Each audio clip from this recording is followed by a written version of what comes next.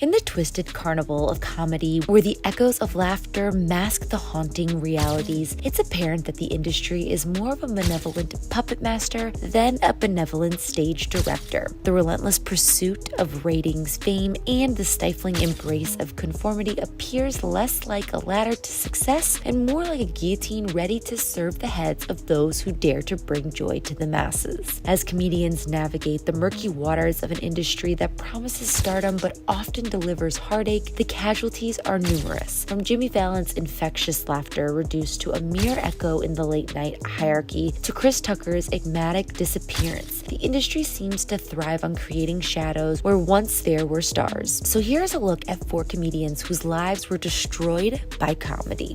Dane Cook.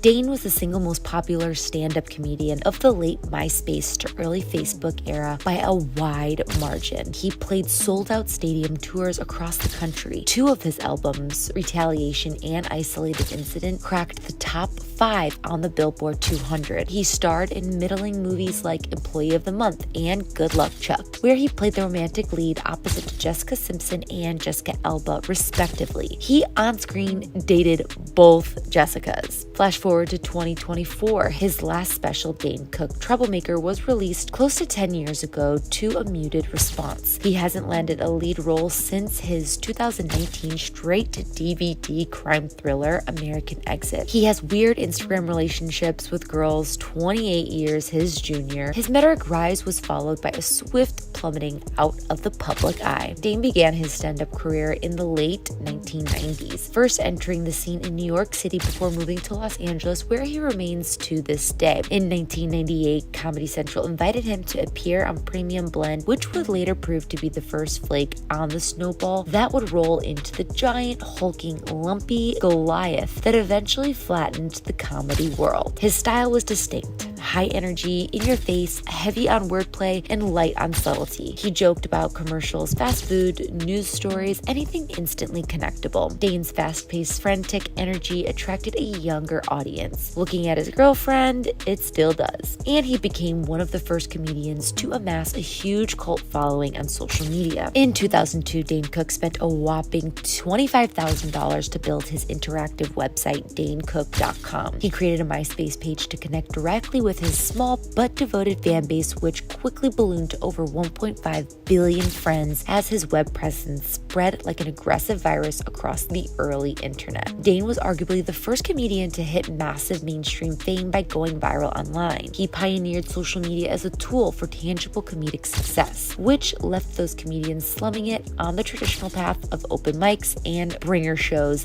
deeply, deeply resentful. Dane's first album, Harmful If Swallowed, dropped in 2003. It would go on to be certified platinum, and his 2005 follow-up, Retaliation, went double platinum and became the first comedy album since Steve Martin's 1978 hit A Wild and Crazy Guy to hit top 5 on the Billboard charts. College campuses across the country exploded with Dane mania, prompting Dane to create the HBO documentary series Tourgasm, which chronicled his college tours along with his closest friends in the industry, Robert Kelly, Gary Goldman, and Jay Davis. When asked about his engagement with late teens to early 20s fans, Dane said, "It's always been very important for me to do these college shows because, let's face it, those high school and college years, those are the years that you pick up whatever music, whatever comedy, whatever those entertainment moments are in that part of your life. You hold on to those moments forever. Those 4 years of college, that will always be your music.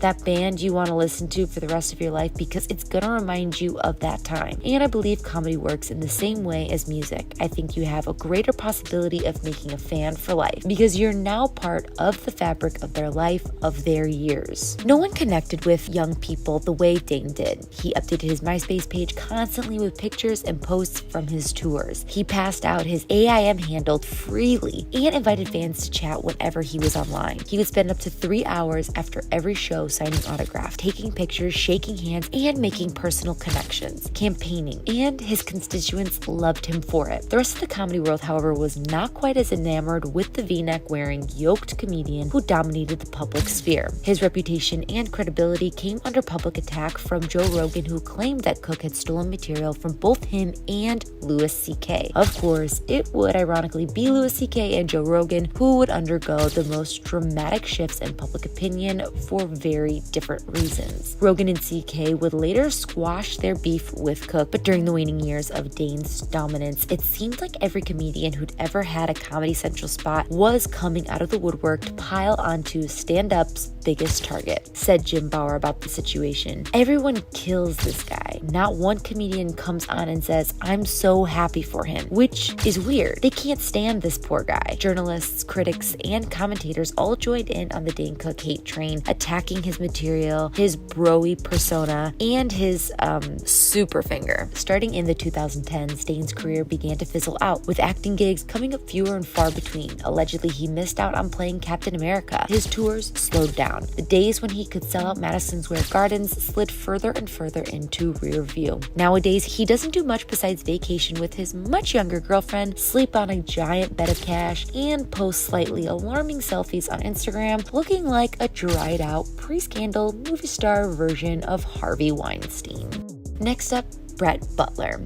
Brett Butler's once illustrious career was overshadowed by her addiction and negative reputation in Hollywood. Whispers abound, insinuating that Brett Butler's downfall wasn't just a personal struggle, but a product of Hollywood's glitzy and tumultuous lifestyle. It seemed her plunge into drug addiction gained momentum under the glamorous lights of Tinseltown, with fame potentially clouding her judgment. When Brett Butler was discovered in the mid-1980s, she had already conquered alcoholism and survived an abusive marriage. Her entertainment career continued with pressures of starring in Chuck Lorre's ABC sitcom Grace Under Fire, a series based on her own life. Butler admitted to The Hollywood Reporter that she got addicted to Vicodin after it was prescribed to her for sciatica treatment. This led to Butler's erratic behavior on set, causing co-star departures, the show's abrupt cancellation in its 5th season, and significant financial losses for the producers. At the bloody bitter end, I really was difficult. I was out of my mind. Drugs will do that to you. The show should have been pulled sooner than it was. Butler initially managed to keep her addiction under control, but clashes with the show's producers tainted her credibility. Butler acknowledged her difficulties and the toll of drug abuse on her professionalism, and its cancellation was seen as a necessary intervention. Butler told TV Guide, "Well, yeah, after 8 Vicodin and a coffee at a table read, it was just getting ridiculous. It's a rarefied playing field to have your own show and everything you need. There's just something inside of me that could not get filled up on this alone." As Grace Under Fire entered its 4th season, Brett Butler's escalating addiction coincided with a decline in ratings. Butler's struggles led to her first stint in rehab, delaying the 5th season premiere to November 1997. After Butler's multiple relapses and missed tapings, ABC decided to cancel the show, but Butler still managed to earn Golden Globe nominations for her performance in the sitcom. The cancellation of Grace Under Fire made Butler clean up her addiction to painkillers in over 6 months. Butler took responsibility for her role in the show's downfall. She achieved sobriety in July 1998 and remained drug and alcohol free since. Butler told THR, "I'll definitely take the hit for the crash and burn. I was the star of the show, so I need to take that full on. I'm awfully guilt-ridden for a gentle girl." Exiting Hollywood in the early 2000s, Butler's move to Georgia and a farm purchased ended in financial disappointment. In 2012, enter Charlie Sheen, helping her secure a role on anger management, marking a comeback. Yet, even after gigs like The Walking Dead and The Morning Show, Butler faced another setback in 2019, battling severe depression. The pandemic-induced production slowdowns added a pinch of scandal to her battles with suicidal thoughts and agoraphobia. Her mental struggles also came with the looming threat of homelessness due to the production slowdown of the pandemic lockdowns. She revealed, "My dad was an untreated bipolar alcoholic, and stuff first started popping up for me when I was about 50. The blanket of the pandemic was something I hid behind. I let it cover my own insecurities or failings." In any case, although she had struggled with addiction prior to entering the glitzy world of Hollywood, it goes without saying that the pressures that came with Hollywood were too great that she found herself falling back into the grasp of substance addiction.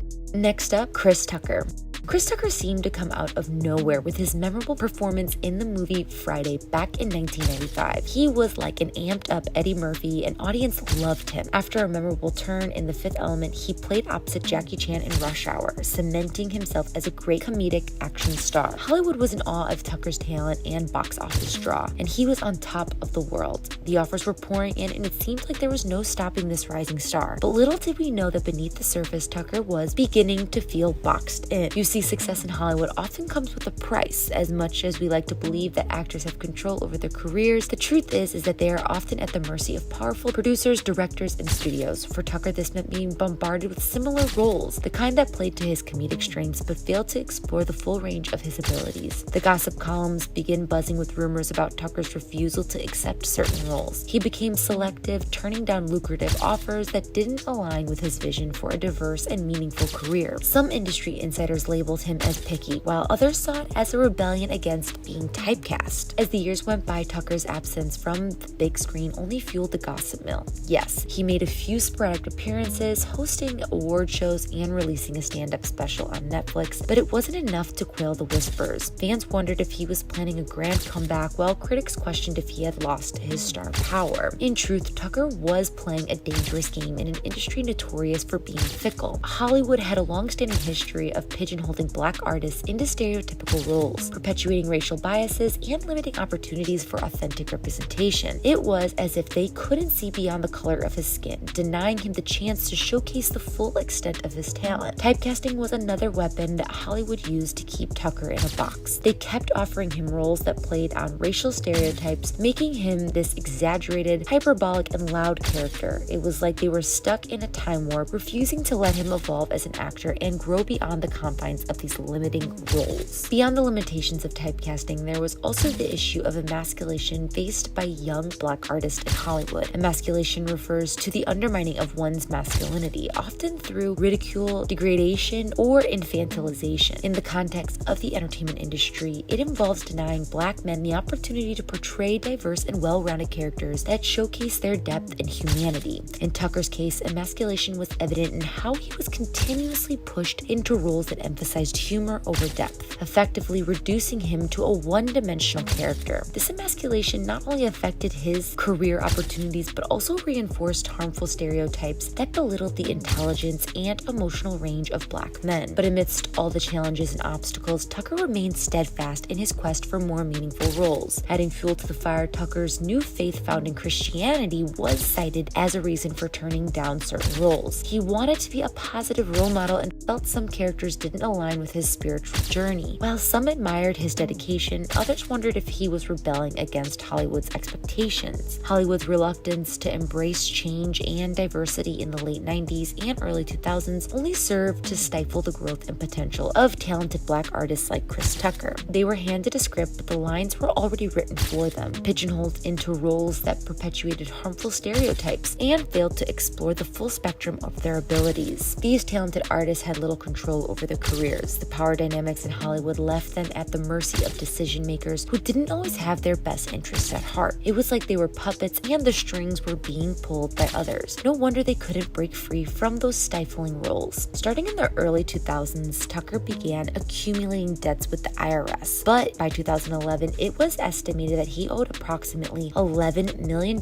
for multiple tax years. This debt skyrocketed to a staggering $14 million by 2014. However, Tucker managed to settle this debt later that same year. Unfortunately, his financial troubles did not end there. In 2012, the IRS filed another lawsuit against Tucker, this time for $9.6 million in back taxes. Nevertheless, Tucker took proactive steps to addressing his financial issues. In 2014, he successfully resolved a $2.5 million tax debt with the U.S. government. His representatives attributed his financial woes to inadequate accounting and business management. And last up, Jimmy Fallon.